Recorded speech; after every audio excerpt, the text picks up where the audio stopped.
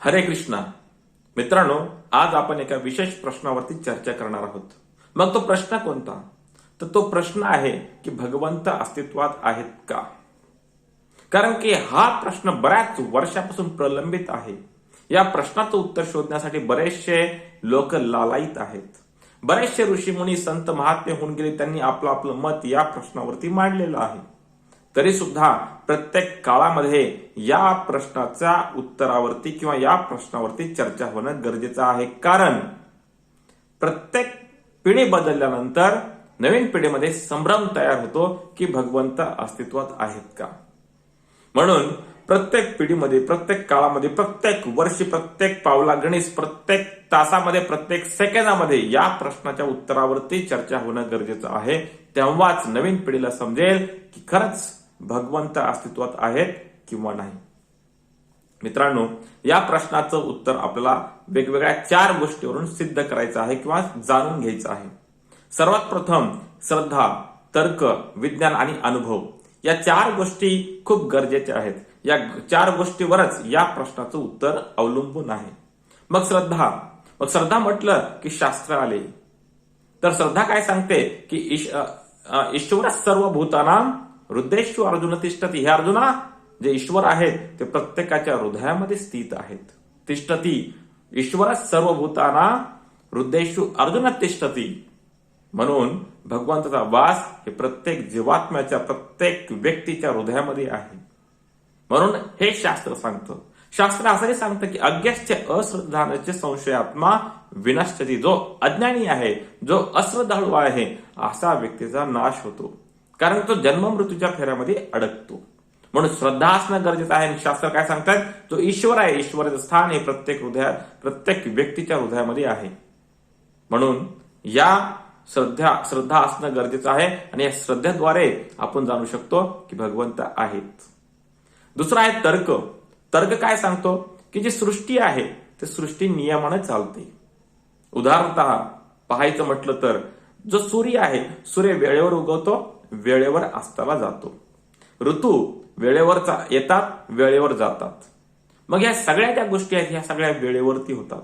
मग असंच कुठलीही गोष्ट बनते का? नाही. कारण प्रत्येक गोष्टीच्या पाठीमागे एक रचनाकार असतो. ज्या पद्धतीने छोटीशी घड्याळ घ्या, घड्याळ, या घड्याळाच्या पाठीमागे रचनाकार आहे, म्हणूनच ती आकृती आपल्या समोर दिसते. घड्याळ हे जो बनवलाय तो बनवणारा व्यक्ती आहे. म्हणजे प्रत्येक रचनेच्या पाठीमागे रचनाकार आहे. अगदी तशा पद्धतीनं सृष्टी आहे. या सृष्टीच्या पलीकडे किंवा सृष्टीच्या पाठीमागे सुद्धा एक रचनाकार असणं गरजेचा आहे. मग तर्क सुद्धा असं सांगतो की जी रचना आहे त्या रचनेच्या पाठीमागे रचनाकार असलाच पाहिजे. बरोबर आहे. मग तर्क सुद्धा तेच सांगतोय. त्याच्यानंतर विज्ञान सांगतं की सृष्टी कशी चालते, पण विज्ञान कधीच सांगत नाही का चालते. म्हणून हा का चालते हा प्रश्न अनुत्तरित राहतो. पण जो ईश्वर हा जो विषय आहे हा विज्ञानाच्या कक्षेमध्ये येतच नाही. म्हणून विज्ञान ईश्वर आहे किंवा नाही ईश्वराच्या बाबतीत चर्चाच करत नाही. बरोबर आहे. म्हणून जो सृष्टी कशी चालते याबद्दल सांगतंय विज्ञान, पण का चालते याबद्दल सांगत नाही. बरोबर आहे. याच्या पलीकडे जायचं म्हटलं तर एक छोटीशी पेशी घ्या, पेशी, एक सेल. तर सेल मोठ्या मोठ्या लॅब्स आहेत, मोठ्या मोठ्या लॅबोरेटरीज आहेत. तरी सुद्धा आजपर्यंत कुठल्या सेलची निर्मिती कुठल्याच लॅबमध्ये होऊ शकली नाही. कारण एक सिद्धांत आहे, लाईफ कम्स फ्रॉम लाईफ. चेतना ही चेतनेतूनच निर्माण होते. म्हणून इथं विज्ञान सुद्धा निष्फळ ठरतं. असो, जर चौथा आहे अनुभूती किंवा अनुभव. ज्या लोकांनी अनुभव घेतलेला आहे मंत्र उच्चाराद्वारे किंवा नाम जपाद्वारे किंवा ध्यानाद्वारे, या सगळ्या लोकांनी आपल्या अनुभवातून सांगितलेलं आहे की भगवंत आहेत. म्हणूनच प्रार्थनेमध्ये शक्ती आहे. प्रार्थनेमध्ये शांतता का दिसून येते? जे आपण कुठल्याही प्रार्थना आपण ज्यावेळेस गातो त्या प्रार्थनेच्या वेळेस शांतता आणि एक शक्तीची अनुभूती होते. म्हणून या सर्वच गोष्टीद्वारे सिद्ध होतं की भगवंत आहेत. बरोबर आहे. म्हणून रचना आहे तर रचनाकार आहे. शक्ती आहे तर शक्तिमान त्या शक्तीच्या पाठीमागे असलाच पाहिजे. शक्ती, कुठलीच शक्ती विदाऊट शक्तिमानच्या चालणार नाही. कुठल्याही शक्तीला चालवणारा एक शक्तिमान असतोच. म्हणून जर सृष्टी आहे, जर निसर्ग आहे, ही पूर्ण शक्ती आहे, या शक्तीच्या पाठीमागे कुठलं तरी शक्तिमान असणं गरजेचं आहे. म्हणून इथं सुद्धा आपण जाणून घेऊ शकतो की भगवंत आहेत. बरोबर आहे. एक वेळेस सुंदर अशी कथा येते, प्रभुपादांच्या जीवनातली ही कथा आहे.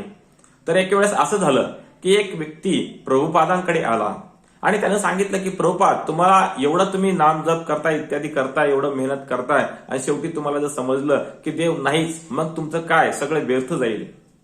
प्रभुपादाने त्या व्यक्तीला सांगितलं काहीच नाही. आम्ही सकाळी उठतो, सकाळी मंगल आरतीला सकाळी 4:30 वाजता आम्ही डान्सिंग कीर्तन करतो, त्याचबरोबर दररोज वेगवेगळ्या पक्वान्न खातो, फिस्ट आहे, आनंदी जीवन आहे, नृत्य आहे, आनंद आहे, संकीर्तन आहे, म्युझिक आहे, सगळंच आहे, सगळं काही आनंद आहे. म्हणून जरी आम्हाला शेवटी समजलं की भगवंत नाहीत, तर याच्यामध्ये आमचं कुठलंच नुकसान होणार नाही. पण जर तुला समजलं शेवटी मृत्यूच्या वेळेस की भगवंत आहेत, मग तुझं काय? कारण आयुष्यामध्ये तू तर काहीच केलं नाहीस. बरोबर आहे. म्हणून जास्त विचार न करता या 4 गोष्टीवरती आपण चर्चा केलेली आहे. या 4 गोष्टीद्वारे असे सिद्ध होतं की भगवंताचं अस्तित्व आहे, हे आपण मानलं पाहिजे. आपण आपला इगो, आपला अहंकार हा थोडा साईडला ठेवून त्या भगवंताच्या समोर नतमस्तक झालं पाहिजे आणि मोठ्याने म्हटलं पाहिजे, हरे कृष्ण कृष्ण कृष्ण हरे हरे, हरे राम राम राम हरे हरे. या मंत्रोच्चाराचा जप करा. नक्कीच तुम्हाला भगवंताच्या अस्तित्वाची जाणीव होईल. धन्यवाद.